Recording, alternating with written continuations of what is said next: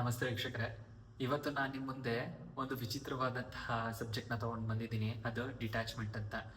ಏನಕ್ಕೆ ಇವಾಗ ಸಡನ್ ಆಗಿ ಡಿಟ್ಯಾಚ್ಮೆಂಟ್ ಬಗ್ಗೆ ಮಾತಾಡ್ತಿದ್ದೀನಿ ಅಂದರೆ, ತುಂಬ ಜನ ನನ್ನ ಫ್ರೆಂಡ್ಸ್ಗಳು ನಾನು ಅಬ್ಸರ್ವ್ ಮಾಡಿರ್ತಾರ ಡಿಟ್ಯಾಚ್ಮೆಂಟ್ನ ಬೇರೆ ಬೇರೆ ರೀತಿ ಅರ್ಥ ಮಾಡಿಕೊಂಡು ಅವರು ಬೇರೆ ಬೇರೆ ರೀತಿಯಲ್ಲಿ ಬದುಕೋದಕ್ಕೆ ಶುರು ಮಾಡಿದ್ರು. ಅಂದರೆ ಅಲ್ಲಿವರೆಗೂ ಒಂಥರ ಚೈಲ್ಡಿಶ್ ಆಗಿ ಅಥವಾ ಒಂದು ಮಗುವಾಗಿದ್ದಂತಹ ಅವ್ರುಗಳು ಒಂದು ಅಡಲ್ಟ್ ಲೈಫಿಗೆ ಬರ್ತಾ ಬರ್ತಾ ಕೆಲಸ ಲೈಫು ಅಂತ ಫುಲ್ ಬ್ಯುಸಿ ಆಗೋ ಟೈಮಲ್ಲಿ ನಾನು ಹೀಗಿದ್ರಾಗಲ್ಲ, ಡಿಟ್ಯಾಚ್ಮೆಂಟ್ ಅನ್ನೋದನ್ನು ಆ್ಯಡ್ ಮಾಡ್ಕೋಬೇಕು ಅಂತ ಹೇಳಿ ಅವ್ರಿಗೊಂದು ವಿಭಿನ್ನವಾದಂತಹ ರೀತಿಯಲ್ಲಿ ಹೊರಡೋದನ್ನ ನಾನು ನೋಡಿದೆ.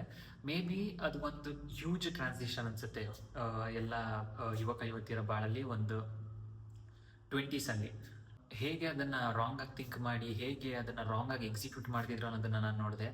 ಅದಕ್ಕೋಸ್ಕರ ಡಿಟ್ಯಾಚ್ಮೆಂಟ್ ಬಗ್ಗೆ ರೀಸೆಂಟಾಗಿ ನಾನು ರಿಸರ್ಚ್ ಮಾಡ್ತಿರ್ಬೇಕಿದ್ರೆ ಒಂದು ತುಂಬ ಚೆನ್ನಾಗಿರೋ ಒಂದು ಕತೆ ಸಿಕ್ತು. ಅದನ್ನು ನಾನು ನಿಮಗೆ ಎಕ್ಸ್ಪ್ಲೇನ್ ಮಾಡೋಣ ಅಂತ ಹೇಳಿ ಇವತ್ತು ಈ ವಿಡಿಯೋನ ಎತ್ಕೊಂಡು ಬಂದಿದ್ದೀನಿ.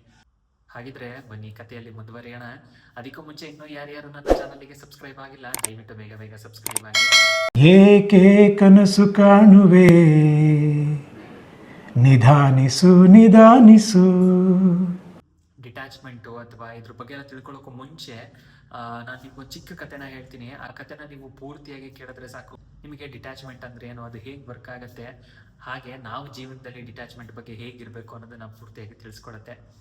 ಏನಂತ ಅಂದರೆ, ಹಿಂದಿನ ಕಾಲದಲ್ಲಿ ಗುರುಕುಲಗಳು ಅಂತ ಇರ್ತಿತ್ತು. ಗುರುಕುಲ ಅಂದರೆ ಒಂದು ದೊಡ್ಡದು ಆಶ್ರಮ ಇರೋದು. ಆಶ್ರಮ ಅಂದರೆ ಒಂದು ಕಾಡು ಮಧ್ಯದಲ್ಲಿ ತುಂಬ ಜನರು ಬಂದು ಹೋಗಿ, ತುಂಬ ಜನಸಂಖ್ಯೆ ಕಮ್ಮಿ ಇರೋ ಕಡೆ ಆಶ್ರಮಗಳಿರ್ತಿತ್ತು. ಅಲ್ಲಿಗೆ ಒಂದು ಸರ್ಟನ್ ಏಜ್ ಅಂದರೆ ಒಂದು 6 ವರ್ಷ 7 ವರ್ಷ 8 ವರ್ಷ ಆದಾಗ ಏನು ಮಾಡೋರು, ಮಕ್ಕಳುಗಳನ್ನ ಕರ್ಕೊಂಡು ಹೋಗಿ ಬಿಟ್ಬಿಡೋರು. ಅದು ಗುರುಕುಲದಲ್ಲಿ ಮಕ್ಕಳುಗಳು ಕಲೀಲಿ ಅಂತ. ಅವಾಗೆ ಸುಮಾರು ಒಂದು 16ರಿಂದ 18 ವರ್ಷದವರೆಗೂ ವಿದ್ಯಾಭ್ಯಾಸಗಳು ನಡೆಯೋದು. ಒಂದು 64 ವಿದ್ಯೆಗಳನ್ನ ಅವ್ರಿಗೆ ಹೇಳ್ಕೊಡೋರು.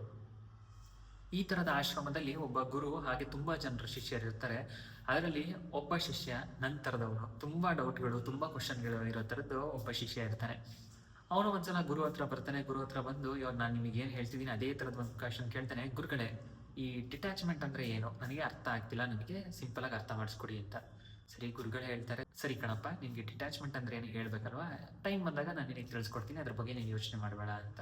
ಯಾರೋ ಭಕ್ತರುಗಳು ಗುರುಗಳನ್ನ ನೋಡೋಕ್ಕೆ ಅಂತ ಬರ್ತಾರೆ. ಬಂದು ಅವ್ರೇನು ಮಾಡ್ತಾರೆ, ಪ್ರಸಾದ ಅಂತ ಹೇಳಿ ಕೀರನ್ನ ಕೊಡ್ತಾರೆ. ಬಿಸಿಯಾಗಿರುವಂತಹ ಕೀರು ಒಂದು ಚಿಕ್ಕ ಬಟ್ಲಲ್ಲಿ ಈ ಕಾಯಿಸಿರೋ ತುಪ್ಪನ ಇಟ್ಟು ಹೋಗ್ತಾರಂತೆ.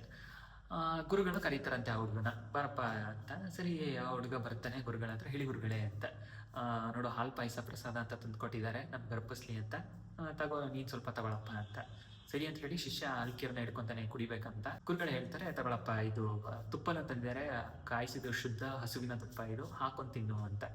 ಸರಿ ಅಂತ ಏನು ಮಾಡ್ತಾನೆ, ಶಿಷ್ಯ ತುಪ್ಪನ ಹಾಕೊಂತಾನೆ, ಕೀರನ್ನ ತಿನ್ನೋಕೆ ಶುರು ಮಾಡ್ತಾನೆ ಕೈಯಲ್ಲಿ. ಯಾಕಂದ್ರೆ ಅವಾಗ ಸ್ಪೂನ್ ಎಲ್ಲ ಇರಲಿಲ್ವಲ್ಲ, ಸೊ ಹಂಗಾಗಿ ಕೈಯಲ್ಲಿ ತಿನ್ನೋಕೆ ಶುರು ಮಾಡ್ತಾನೆ.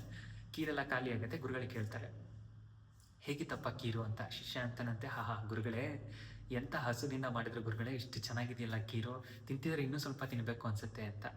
ಅವ್ರಂತಾರೆ, ಸರಿ ಕಣಪ್ಪ, ಆಯಿತು, ಹೋಗು ಕ್ಲೀನ್ ಮಾಡ್ಕೊಂಡು ಬಾ ಅಂತ ಹೇಳ್ತಾರಂತೆ ಶಿಷ್ಯನಿಗೆ. ಸರಿ ಅಂತ ಹೇಳಿ ಶಿಷ್ಯ ಹೋಗ್ತಾನೆ. ನೀಟಾಗಿ ಕೈಯೆಲ್ಲ ತೊಳ್ಕೊಂಡು ಸೋಪ್ ಹಾಕೊಂಡು ಕೈ ತೊಳ್ಕೊಂಡು ಬರ್ತಾನೆ. ಆವಾಗ ಗುರುಗಳು ಕೇಳ್ತಾರಂತೆ, ಏನು ಮಾಡಿದೆ ನೀನು ಇವಾಗ ಅಂತ. ಅವಾಗ ಶಿಷ್ಯ ಅಂತಾನಂತೆ, ಗುರುಗಳೇ, ಅದು ಕೈಯೆಲ್ಲ ಒಂಥರ ಎಣ್ಣೆ ಆಗಿತ್ತಲ್ಲ, ಅದಕ್ಕೆ ಏನು ಮಾಡಿದೆ, ಸೋಪ್ ಹಾಕೊಂಡು ತೊಳ್ಕೊಂಬಂದೆ ಅಂತ.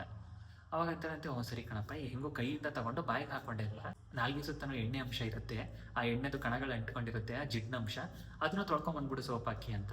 ಶಿಷ್ಯ ನಗೋಕೆ ಶುರು ಮಾಡ್ತಾರಂತೆ, ಏನು ಗುರುಗಳೇ, ಏನು ಮಾತಾಡ್ತಿದ್ದೀರಾ ನೀವು, ತಲೆಯಲ್ಲಿ ಬುದ್ಧಿ ಇಲ್ವಾ ನಿಮಗೆ, ಕೈಯಲ್ಲಿ ಅಂಟ್ಕೊಳತ್ತೆ, ನಾಲ್ಗೆಲೆಲ್ಲ ಅಂಟ್ಕೊಳತ್ತೆ ಗುರುಗಳೇ, ನಾಲ್ಗೆಲ್ಲಿ ತಿಂತಾನೆ ರುಚಿ ಜೊತೆ ಹೊರಟೋಗತ್ತೆ ಅದು ಒಳಗಡೆ, ಅದೆಲ್ಲಿ ಅಂಟ್ಕೊಳತ್ತೆ ಅಂತ.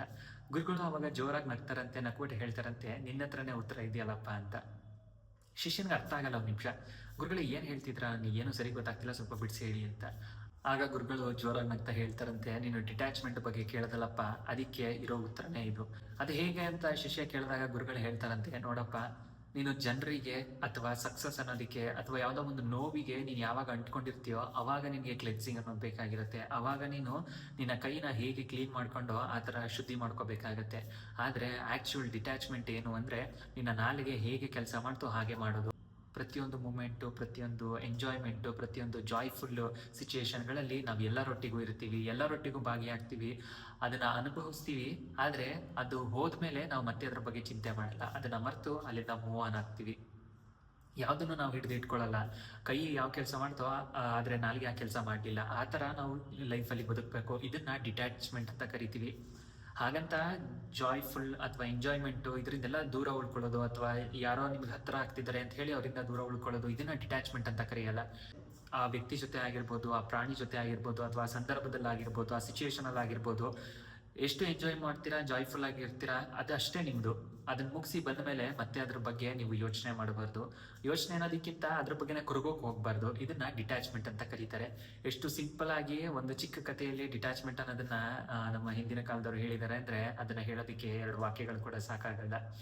ಈ ಕಥೆ ನಿಮಗೆ ಇಷ್ಟ ಆಗಿದ್ರೆ ದಯವಿಟ್ಟು ನನ್ನ ಚಾನಲ್ಗೆ ಸಬ್ಸ್ಕ್ರೈಬ್ ಆಗೋದನ್ನ ಮರಿಬೇಡಿ. ಲೋಕ ಸಮಸ್ತ ಸುಖಿನೋ ಭವಂತು. ಧನ್ಯವಾದಗಳು.